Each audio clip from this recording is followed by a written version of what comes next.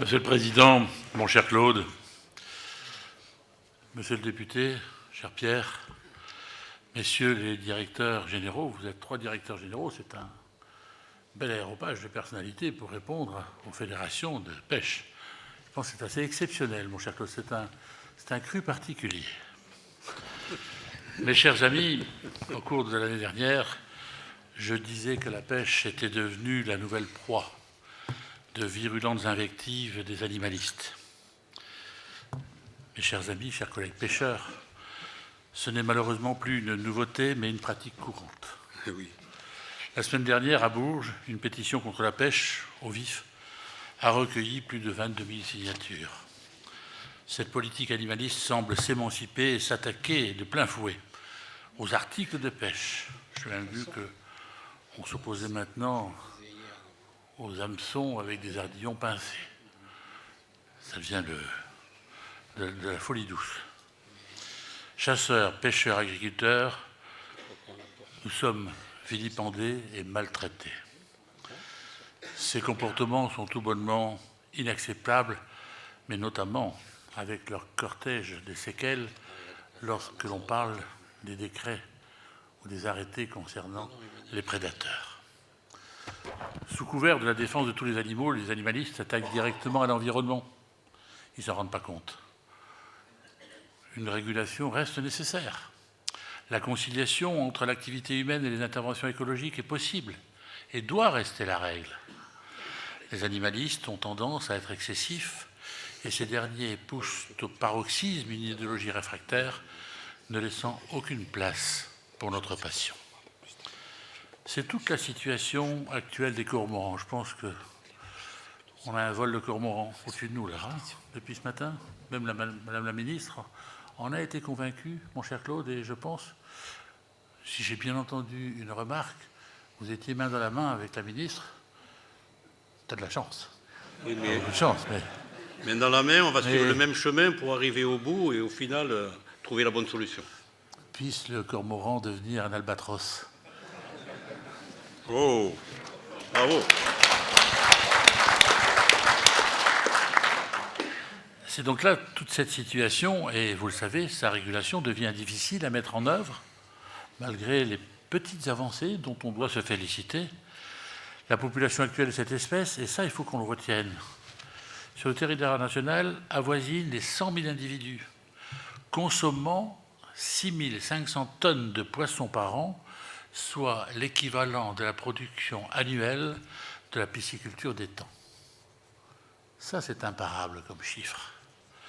Et naturellement, ça fait l'objet de échanges récents au niveau du groupe pêche au Sénat, qu'on n'a pas lâché. Depuis des années, on remet sur le métier cette problématique de prédateurs.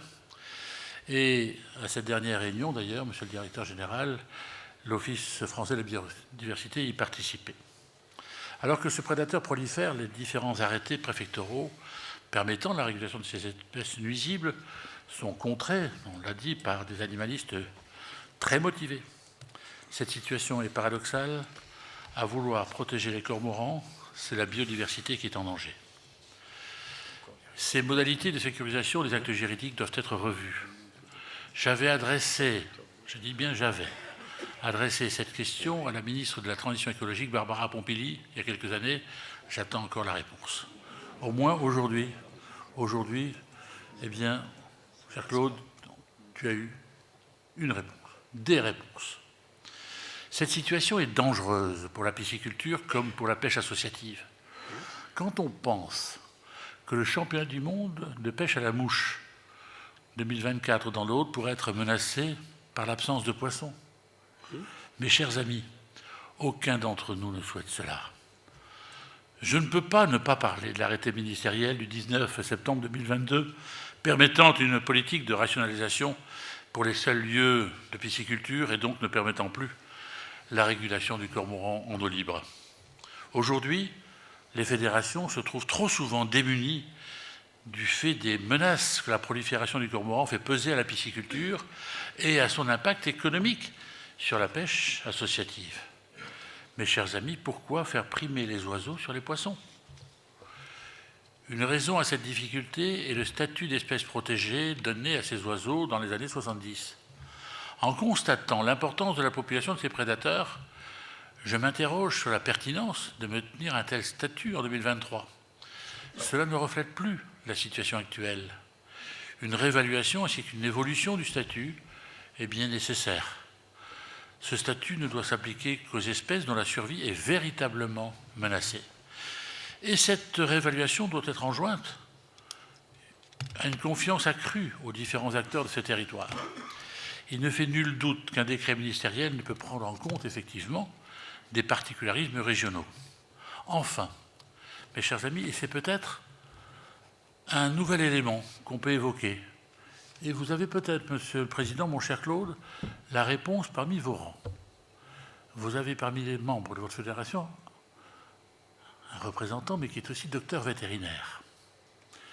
Et il évoquait, et j'avais le sentiment d'ailleurs de me retrouver rajeuni d'une vingtaine d'années, lorsque j'évoquais l'éradication du rat musqué, qui pouvait être un vecteur de la leptospirose et de l'échinococose alvéolaire.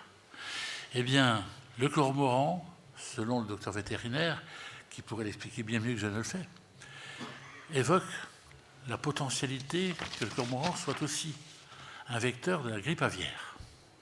Et alors là, c'est le risque sanitaire qui est en cause. Et je pense que nous pourrions être entendus à ce niveau et que ça pourrait faire accélérer les choses.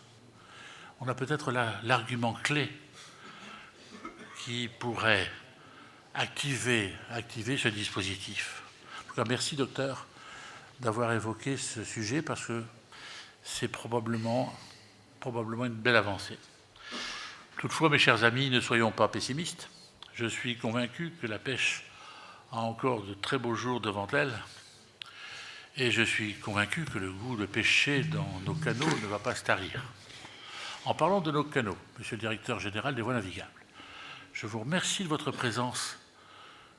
Vous y êtes déjà venu à cette rencontre, à ce congrès, mais vous nous apportez quelque chose aujourd'hui, puisque je n'avais pas manqué d'initier il y a quelques années au Parlement une démarche concernant la réutilisation des sédiments issus d'opérations des dragages de canaux. Et je suis convaincu que c'est un enjeu d'avenir pour les voies navigables de France. Et vous avez mis en place une expérimentation dans le Nord, à Vambrechy, pour exploiter, utiliser ces sédiments en matériaux de construction. Certes, on n'a pas encore tout réussi au niveau législatif, puisque j'ai déposé une proposition de loi pour que ces déchets soient reconnus comme ça se fait actuellement en Belgique. Mais je pense, Monsieur le Directeur, on pourrait expliquer le fait que lorsqu'on met en place ces dispositifs en France, les sédiments partent même pour être transformés en Belgique. Je crois que là, il y a encore un petit hiatus qui pourrait être relevé. Mais en tout cas, moi, je retiens que les canaux, et notamment lorsqu'ils ne sont plus navigables, sont autant de parcours de pêche exceptionnels. Moi, j'ai le souvenir de compétitions nationales et internationales de pêche au cou dans nos canaux. On fait des bourriches exceptionnelles. Et il y a aussi un partage, parce que ces canaux, très souvent, traversent des cités urbanisées. Et là, c'est une belle promotion pour la pêche que d'être dans un site où la population peut en être témoin. Et donc, je voudrais, Monsieur le Directeur Général, vous remercier pour cette initiative débutée en janvier 2023, mesdames et messieurs.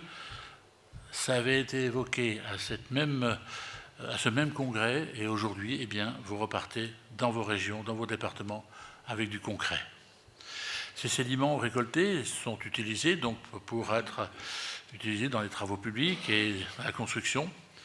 Cette expérimentation est nécessaire et pourra être étendue puisque nous avons pour la France aussi ce pharaonique projet du canal Seine-Nord qui va également demander la transformation de ces matériaux. Nous pouvons aussi poser la question d'étendre cette pratique à toutes les voies non navigables. Et puis, pourquoi pas, en faire des bassins de, dois-je dire, de rétention, de régulation. Mais je crois que là, il y a probablement un projet de bon sens à mettre en œuvre. On sait bien, on m'avait toujours pas convaincu que ce qui était important, c'était de stocker de l'eau au-dessus et en dessous.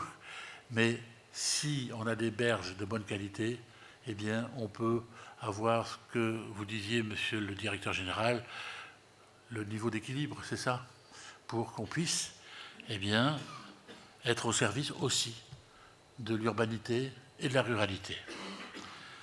Par ailleurs, le Sénat continue à s'investir dans les réflexions et je voudrais souligner la proposition toute récente, parce que je l'ai co-signée la semaine dernière, de Guillaume Chevrollier, qui essaie de donner une définition claire et précise de l'étang piscicole.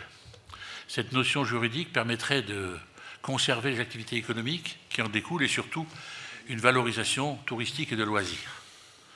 Je tiens enfin à vous féliciter, vous remercier, vous, toutes les personnes qui affirment cette volonté farouche de préserver la pêche française.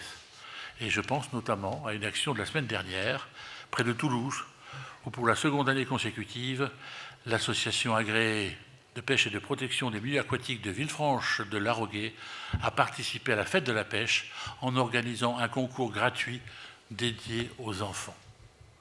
Et ça, je pense qu'on pourrait même proposer aux communes qui font des centres aérés, eh bien, de mettre en œuvre des dispositifs ludiques. Moi, j'ai moi-même animé une école de pêche dans le passé, vous le faites probablement chez vous également. Et c'est peut-être une réponse à un nouvel essor à donner à la pêche. Et enfin, je voudrais aussi réagir sur les plantes invasives. Là aussi, monsieur le directeur général, c'est un vrai problème dans la France entière, que ce soit pour la myriophile, pour la jussie, toutes ces plantes pour lesquelles on a toujours plein de bonne volonté pour lutter contre ces plantes, mais parfois on peut faire des erreurs. Moi, j'ai été grand témoin de certaines erreurs, où pour essayer de réguler, je ne dis pas éradiquer la jussie, on a utilisé des petits bateaux faucardeurs. On croyait bien faire. Mais on faisait des boutures. Et ces boutures, eh bien, elles suivaient le fil de l'eau et elles allaient ensemencer l'ensemble des canaux. Alors, c'est désolant pour celles et ceux qui veulent faire quelque chose, qui ont passé des journées à essayer de détruire cette jussie et qui repart de plus belle parce qu'on en a fait une culture. Alors tout cela, c'est une belle vulgarisation à mettre en place pour lutter contre ces plantes invasives. En tout cas, mes chers amis pêcheurs, je suis très sensible à ces démarches. Je pense qu'il n'y a pas de meilleur moyen pour pénétrer et perpétrer cette passion de la pêche que de l'inculquer, comme je le disais, à nos enfants. Mais, Monsieur le Président, mon cher Claude, c'est mon dernier congrès. J'ai décidé, dans les semaines prochaines, d'aller à la pêche.